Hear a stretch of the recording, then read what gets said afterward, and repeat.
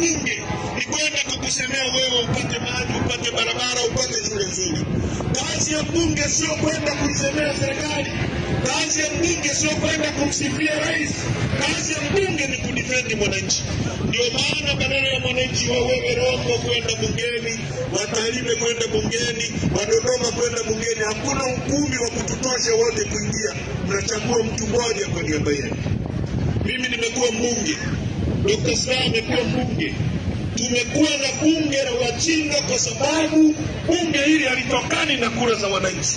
Mmewasikia jana wabunge wakati wa hotuba ya Wizara ya Mambo ya Ndani inasoma bungeni, wabunge wanazungumza kuhusu rais.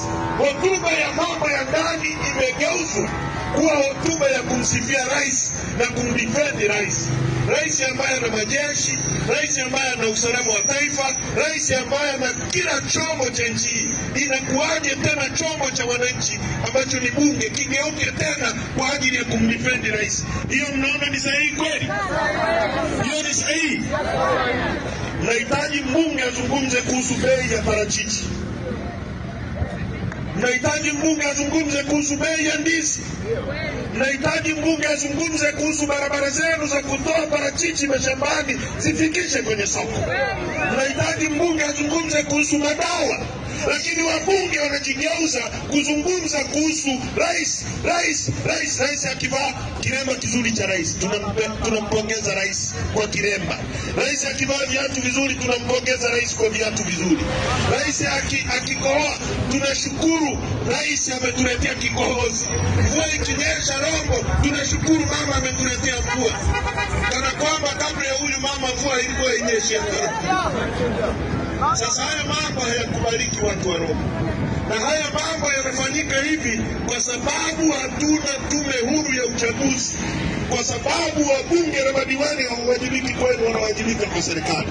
Ndio maana Chadema tumesema ifanyike kwanza mabadiliko ya sheria ili tushindane kwenye uwanja unaolingana. Ndio mnasemaje watu wa Rombo? Ndio mnasemaje? Watu wa Karakea ndio mnasemaje? Baraza la Maaskofu Katoliki limeunga mkono hoja ya Chadema kwamba kufanyike kwanza mabadiliko. KKT imeunga mkono kwamba tubadilishe kwanza sheria. Shule maimamu imeunga mkono kwamba tubadilishe kwanza sheria. Waliobaki wanapinga mabadiliko ya sheria ni CCM peke yako na vibaraka wanaoitwa chama walichoanzisha juzi wamekihonga fedha, ndio wanaunga mkono twende kwenye uchaguzi wa aina hiyo. Hiyo tunasemaje Karakea?